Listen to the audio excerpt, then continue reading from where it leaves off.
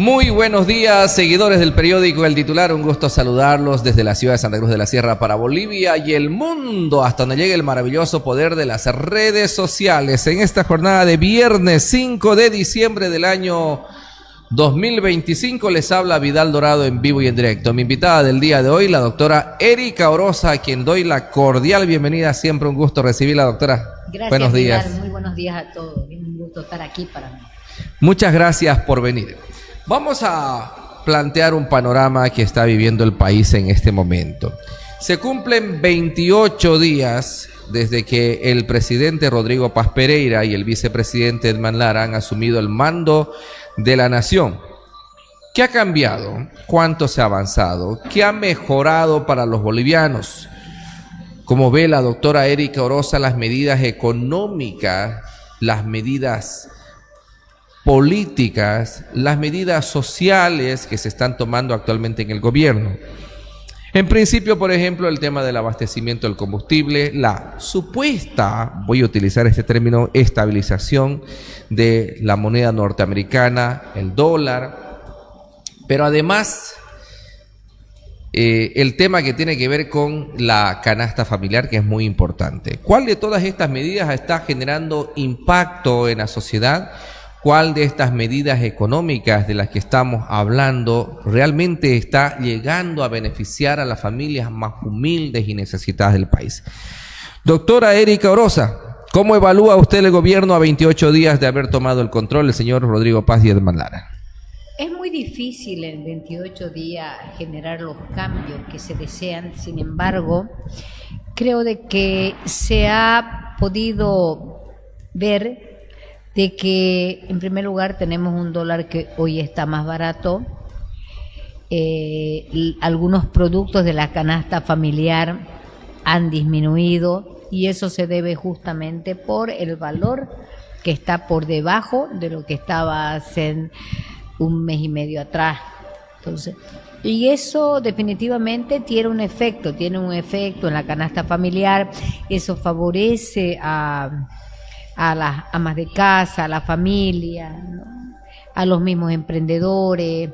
Lo que sí no se percibe todavía es un mayor flujo de dinero circulando en el país. No, porque evidentemente también a lo que Bolivia ha accedido en términos de captación de recursos no es suficiente.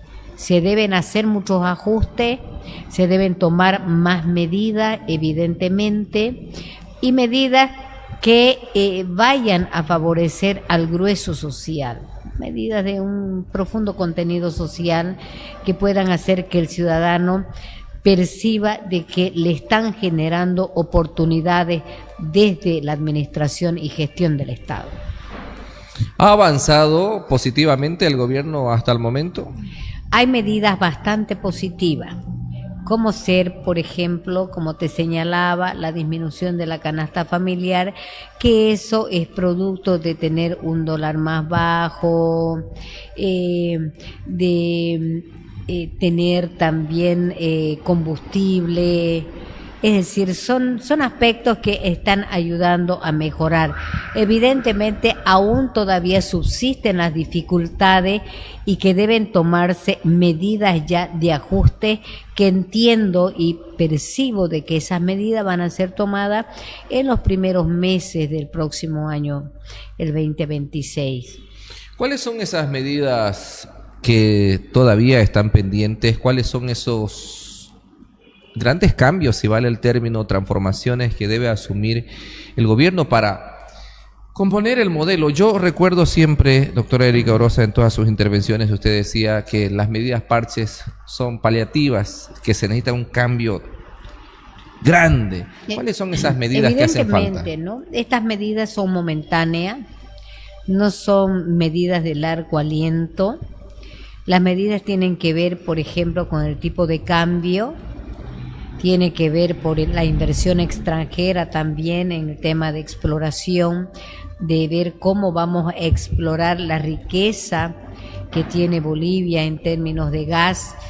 Hay que ver de promover también el tema del turismo promover la economía naranja en síntesis para poder tener recursos económicos frescos y que estos puedan tener circulación, y de la misma manera las políticas de Estado tienen que tener una dirección a hacer política de largo aliento, de largo plazo, porque finalmente de lo contrario nos vamos a quedar en una simple improvisación, en medidas de corto aliento, en medidas que no nos diseñan de manera definitiva un proyecto de Estado para unos 15, 20, 30 años, para que el que venga pueda darle continuidad y no estemos permanentemente en eso, que el que se fue lo hizo mal, yo lo voy a hacer bien, y el que viene dice el que se fue lo hizo mal y yo lo voy a hacer bien.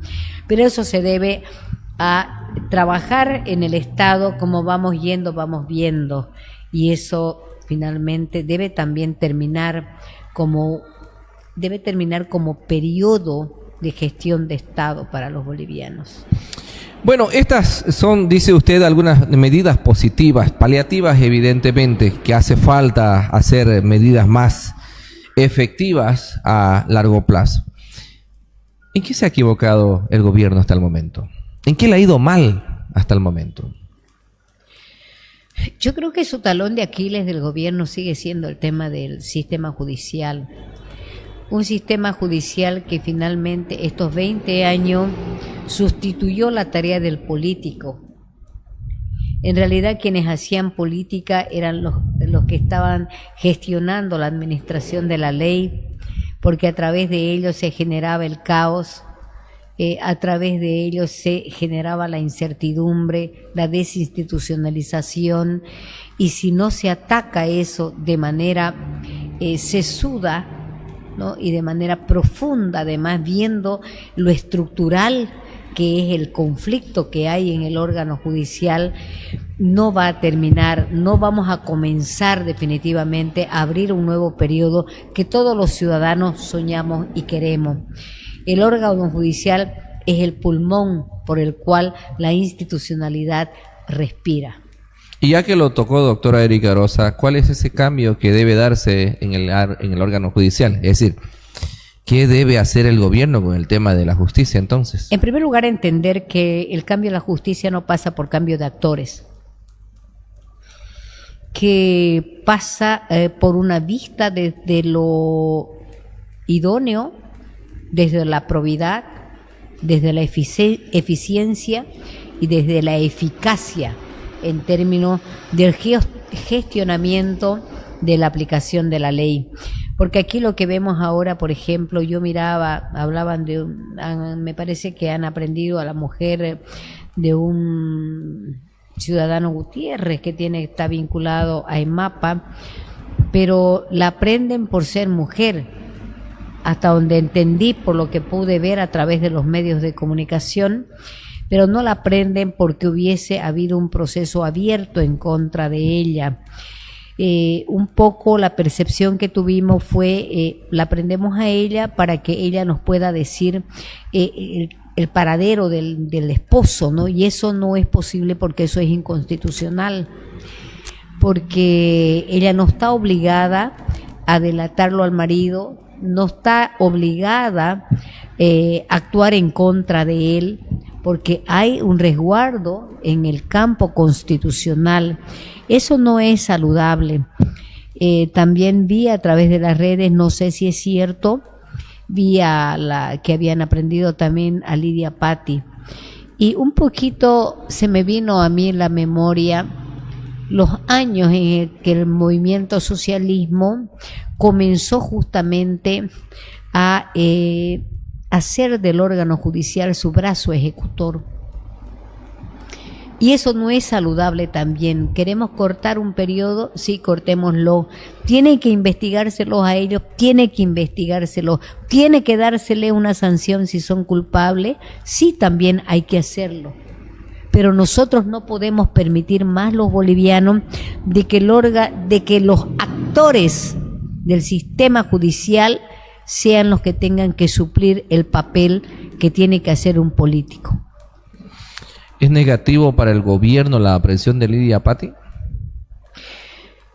para la imagen del gobierno. Para la imagen yo creo que es positivo para la imagen del gobierno, pero yo no sé si será algo saludable y de largo aliento, porque hemos visto cuántas aprehensiones han habido, cuántas detenciones preventivas en el gobierno del movimiento al socialismo, y que finalmente terminaron haciendo agua y no se sacó nada en blanco. Un solo dinero no retornó al país.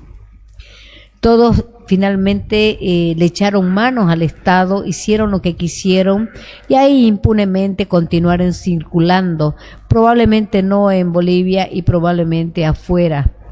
Y eso es lo que más ha dañado al boliviano en su conjunto. ¿Está el gobierno de Rodrigo Paz haciendo lo mismo que hizo el gobierno del MAS de perseguir de repente a opositores? Habría que ver cuál va a ser el comportamiento dentro de estas investigaciones, pero si solamente es una cuestión para pantalla, creo que no es saludable. Se pregunta la gente, ¿por qué Huarache? ¿Por qué Lidia Patti? ¿Por qué el de Mapa? ¿Por qué no Evo Morales? Lo que pasa es que jamás se llega, diríamos, al de arriba. Nunca miramos al de arriba como el generador justamente de las malas condiciones, de los aprobios, mejor dicho, de los oprobios que se cometen en el Estado, del golpe que se le da a los ciudadanos, sino más bien siempre se tiende a pescar al que está más abajo, al que está en medio, en intermedio y el que está bien abajo.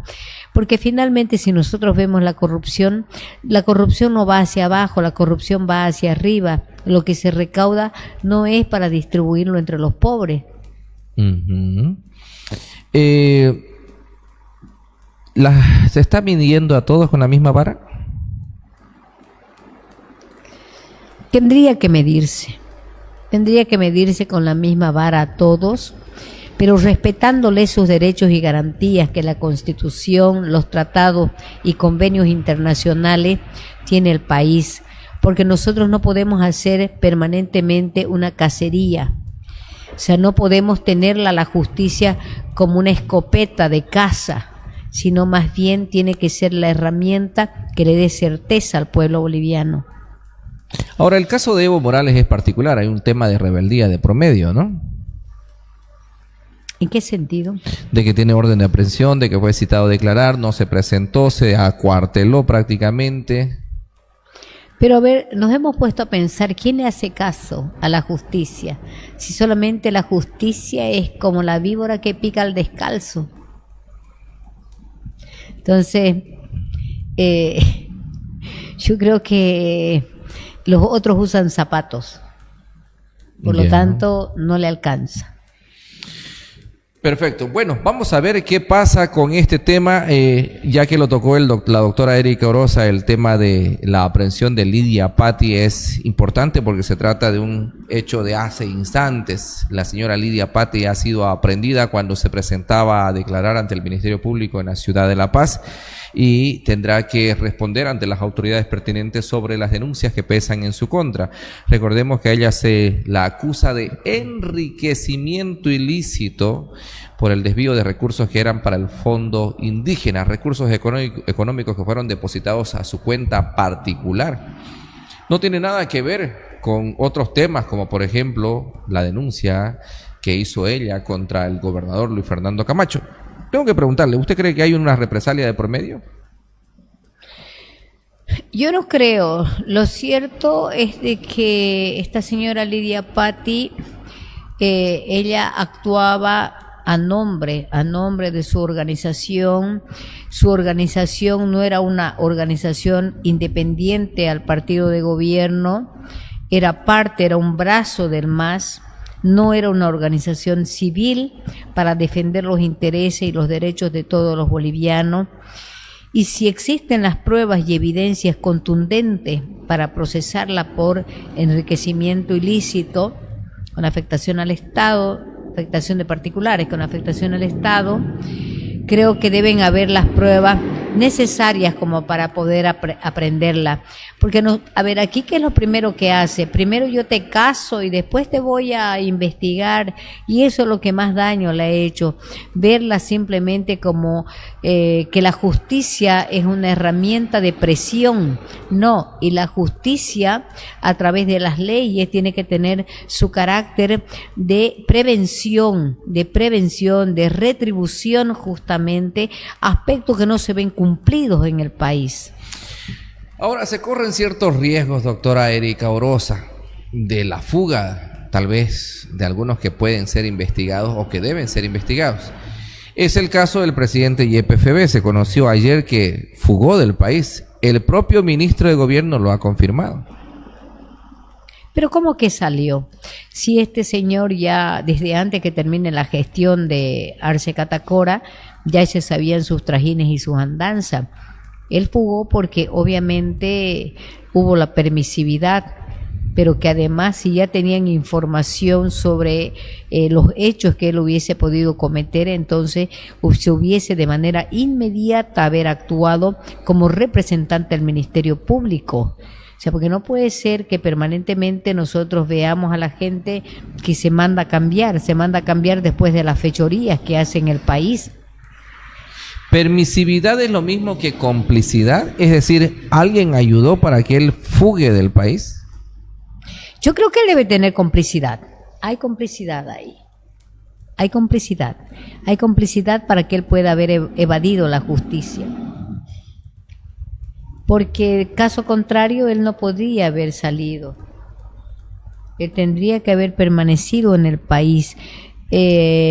Normalmente eso lo hacen. Aquí no hay nada serio en el tema de la justicia, y hay que decirlo con total honradez. O sea, la justicia no es seria en Bolivia.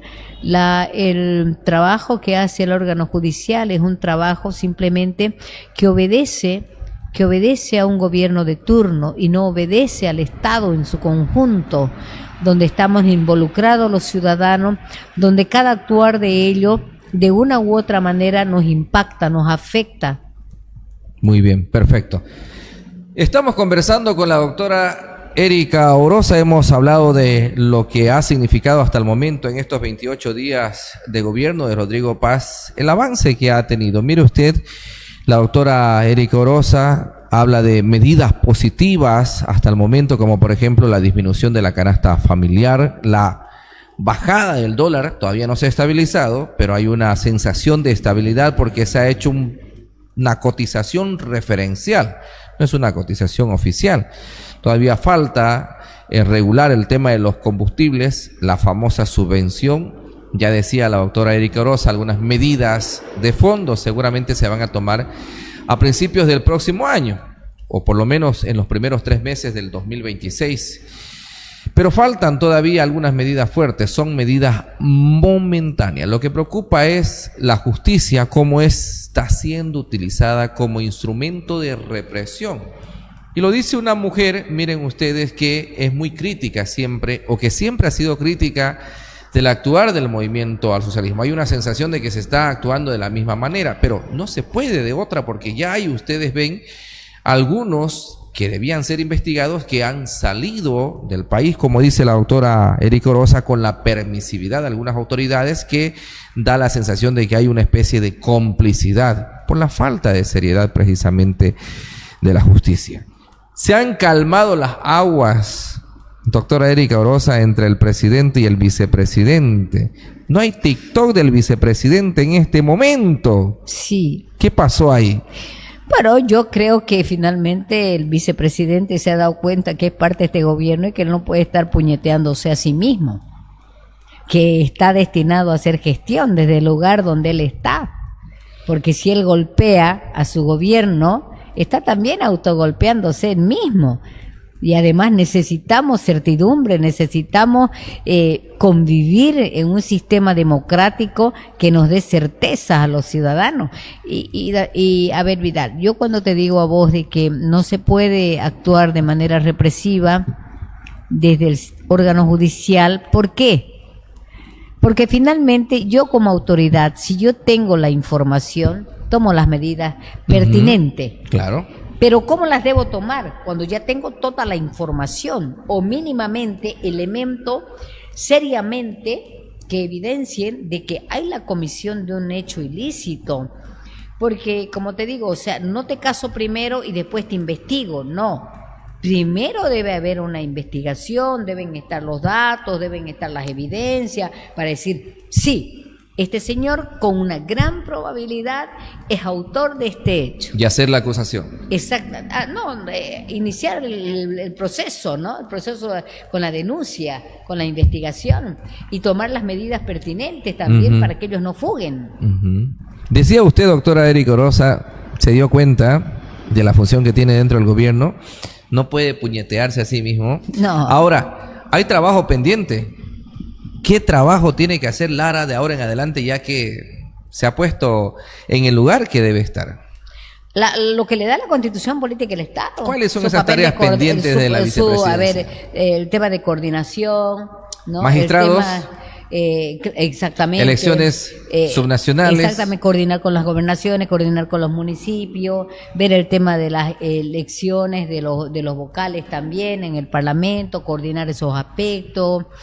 Yo creo que es una tarea muy fuerte para poder rearmarlo a Bolivia, porque Bolivia es un país que está hasta ahora bastante destrozado en lo moral, destrozado en lo económico. Nos dejaron en realidad vacío a los bolivianos como sujetos, como individuos, que merecíamos otro destino, no el destino que nos dan de echarle mano a nuestros recursos, porque ellos no se llevan la plata, diríamos, de uno o de otro en particular, se llevan la plata de todos los bolivianos. Cuando hay un despilfarro, cuando se llevan los dineros a bolsillos particulares, le están robando a todos, no es a uno, y el impacto es mucho mayor, es un impacto mayúsculo. En términos generales, doctora Erika Oroza, si usted tuviera que evaluar al gobierno, ¿lo ha hecho bien, lo ha hecho mal? ¿Va bien hasta el momento? Hasta el momento está bien.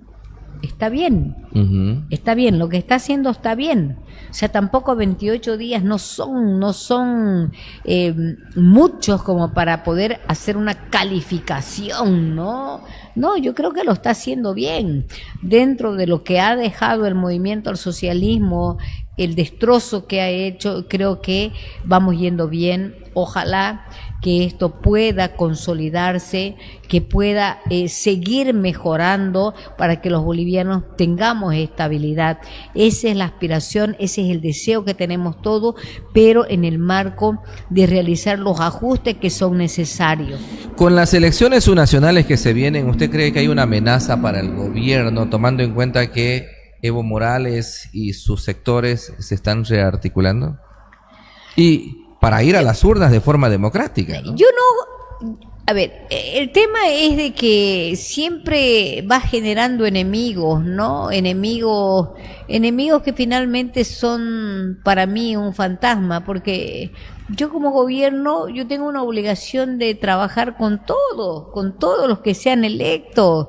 Ya sean de cualquier color que sean, hay que trabajar con ellos y ellos tienen que trabajar con uno. ¿Por qué razón? Porque también son autoridades, también tienen sus competencias. O sea, no podemos, vivir en esa polarización que nos ha hecho tanto daño estos 20 años. Pero ¿qué se ha conseguido con estos 20 años? Que a todos los bolivianos se nos mire como si fuéramos una tropa de inútiles, ¿no? Y que finalmente son 2, 3, 4 los que valen en este estado, y no es así. O sea, vivimos en una sociedad hipersegmentada, no es una sociedad de clase, es una sociedad hipersegmentada donde lo tenés al gremialista, lo tenés a ese transportista, lo tenés al discriminado, ¿no? Las tenés las organizaciones civiles, tenés a las feministas, ¿no? Tenés a los que luchan por que se les respete su identidad de género, y por el otro lado también los tienes, por ejemplo, los creativos, a los profesionales, ¿no? Y los otros, la mayor, pero todos esos entran finalmente Vidal entran en una composición de un nivel casi igual, que nos comparan, digo, como si fuéramos todos inútiles. ¿Y cómo nos gobiernan? Nos gobiernan a través del caos. El caos es el que gobierna. Por eso es que les interesa hacer parafernalia, ¿no? Hoy en una sociedad donde hay bastante, diríamos, información que también nos satura. Doctora Erika Orosa, insistiendo en este tema, ¿qué pasa si Evo Morales gana la mayoría de las gobernaciones y alcaldías? ¿Qué va a significar para el gobierno de Rodrigo de Ladra? A ver, evidentemente ellos van a exigir, ¿no? Van a exigir que el gobierno cumpla. Y ahí va a depender mucho la habilidad del gobierno para poder tender puentes. Tiene que tender puentes con ellos. Gane quien gane, no importa. El problema no es Evo, el problema es el Estado. Hay que esperar entonces hasta después de las elecciones para ver cómo se pinta el panorama y qué camino toma el país desde entonces. Sí, ojalá que haya conciencia también de quienes van a ser electos. Responsabilidad sobre todo, responsabilidad entendiendo de que son parte de Bolivia y que finalmente lo que importa es la patria. Tenemos que ir generando una identidad fuerte de nación, de país, de Estado, de esa Bolivia grande que nos cobija a todos. O sea, no podemos, siempre estar mirando el lado del país. Tenemos que mirar lo positivo, lo bueno. Perfecto. Me gusta esto. Hay que esperar hasta después del 22 de marzo para ver los resultados y evaluar. Y ahí veremos qué rumbo toma el país. Y en Santa Cruz, en términos generales, en candidatos, en proyectos, en caritas, de repente también hay que plantearlo por allí. ¿Cómo ve el panorama, doctora Erika Orosa? No lo veo claro aún, creo que hay muchos candidatos, tanto para la municipalidad como para la gobernación, pero hasta ahora no he ingresado a evaluarlo como para poder decir este está bien o este está mal. No, hay que esperar.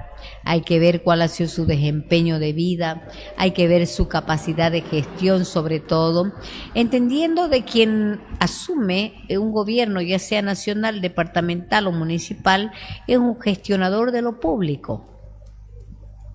Eso es. Perfecto. Vamos a esperar entonces, ¿ya? Sí. Doctora, siempre un gusto conversar con usted. Gracias por venir el día de hoy. Gracias, Vidal, gracias. Además, estamos en una semana de estreno. Ha venido en la semana. Me parece espectacular realmente. Muchas gracias. Mucho cambio, interesante, bonito. Bueno, y así es como vamos avanzando en la vida también, ¿no? Muchas gracias.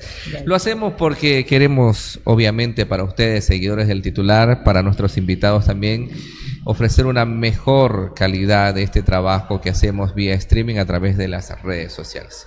Gracias por acompañarnos. Soy Vidal Dorado. No olvide, comparta, comente y etiquete a sus contactos para que lleguemos a más personas. Permiso.